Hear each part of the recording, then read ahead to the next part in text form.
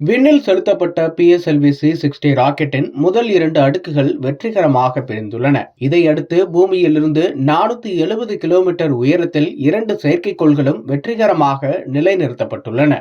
Rocket செயல்பாடுகள் திட்டமிட்டபடி நடப்பதாக இஸ்ரோ விஞ்ஞானிகள் மகிழ்ச்சி தெரிவித்துள்ளனர். வரும் 2035ஆம் ஆண்டுக்குள் விண்வெளியில் இந்தியாவின் ஆய்வு மையத்தை நிறுவ இஸ்ரோ விஞ்ஞானிகள் திட்டமிட்டுள்ளனர். அதற்கு முன்னதாக விண்வெளியில் விண்கலன்களை ஒருங்கிணைக்கும் ஸ்பேஸ் டாக்கிங் பணிகள் மேற்கொள்ளப்பட உள்ளது. இதற்காக ஸ்பேஸ் டெக்ஸ் திட்டத்தை விஞ்ஞானிகள் வடிவமைத்தனர். இந்த திட்டத்தின் கீழ் 2 தனித்தனி விண்கலன்களை விண்வெளியில் இணைக்கும் டாக்கிங் எனப்படும் தொழில்நுட்பம் சோதனை நடத்தப்பட உள்ளது. இது வெற்றிகரமாக முடிந்தால் இந்த சாதனையை படைக்கும் 4வது நாடாக இந்தியா இடம்பெறும். இஸ்ரோவின் PSLV-C60 ராக்கெட் ஸ்ரீஹரிகோட்டாவில் உள்ள சதீஷ் தவான் விண்வெளி மையத்தின் 2வது ஏவுதளத்திலிருந்து இரவு 10 மணி அளவில் விண்ணில் பாய்ந்தது. PSLV-C60 ராக்கெட் மூலம் 220 கிலோ எடை கொண்ட SDX-1 மற்றும் SDX-2 எனப்படும் 2 செயற்கைக்கோள்கள் விண்ணில் பாய்ந்தன. இவை 220 கிலோ எடை கொண்டவை. இவை 470 கிலோமீட்டர் உயரத்தில் உள்ள சுற்றுப்பாதைகளில் நிலைநிறுத்தப்படும். இந்த 2 ஸ்பேஸ் டெக்ஸ் செயற்கைக்கோள்கள் உட்பட மொத்தம் 24 ஆய்வு கருவிகள் PSLV-C60 ராக்கெட்டில் இடம்பெற்றுள்ளன. ராக்கெட்டின் போயம் 4 எனப்படும் 4ஆம் நிலையில் உள்ள இந்த ஆய்வு கருவிகள் இருக்கும். இதில் 14 ஆய்வு கருவிகள் இஸ்ரோ தயாரித்தவை.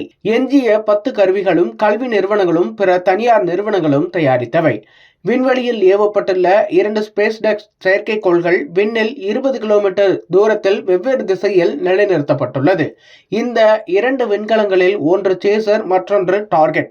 முதலில் இலக்கில் நிலைநிறுத்தப்படும் விண்கலத்துடன் சேசர் விண்கலம் இணைக்கப்படும். சில மாதங்களுக்கு பிறகு அவற்றை ஒன்றிணைக்கும் பணிகளும் மேற்கொள்ளப்படும். இந்த செயல்முறைதான் டாக்கிங் என்று சொல்லப்படுகிறது.